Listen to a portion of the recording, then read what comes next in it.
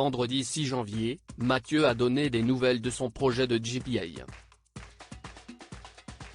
Le candidat emblématique de L'amour est dans le pré, qui souhaite toujours devenir papa malgré sa séparation avec Alexandre, va bientôt être fixé sur l'issue de sa demande.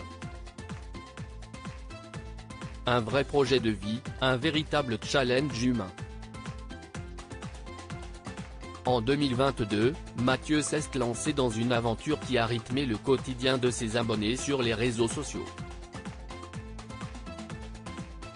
Lors de la 15e saison de L'amour est dans le pré, cet éleveur de chevaux avait fait la rencontre d'Alexandre, jeune passionné de sport équestre.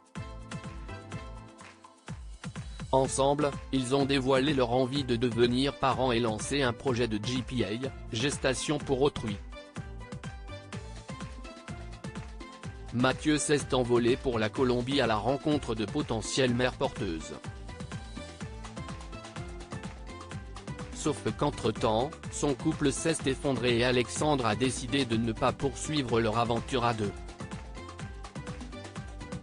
Pas de quoi contrecarrer les plans de Mathieu qui a choisi de poursuivre la GPA, mais s'est heurté à un nouvel obstacle de taille, atteint d'une maladie génétique appelée maladie de Cadacil, il doit s'assurer de ne pas pouvoir la transmettre à son futur enfant. Si est une bonne nouvelle ces derniers temps, il paraissait dans l'attente d'une évolution dans son dossier. Sans pour autant rester chez lui, le 1er janvier, il a ainsi annoncé se lancer dans une vadrouille de 5 mois, qu'il a menée ces derniers jours au pied du célèbre Mont Blanc. Si est donc de façon assez amusante dans un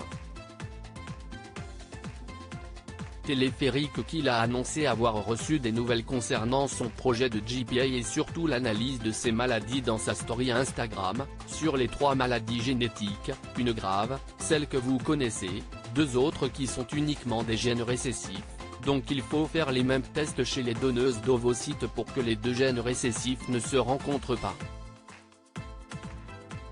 Sur les 5 donneuses d'ovocytes sélectionnées, 3 sont compatibles avec les 2 dernières maladies récessives, que l'on m'a trouvées. Si est une bonne nouvelle indique-t-il, lunettes de soleil sur le nez. Mathieu se montre donc assez confiant pour la suite et a donné une nouvelle deadline à ses abonnés, je croise les doigts. J'aurai les résultats d'ici un mois. À compter de ce résultat, on sélectionnera une donneuse d'ovocytes et on commencera le travail.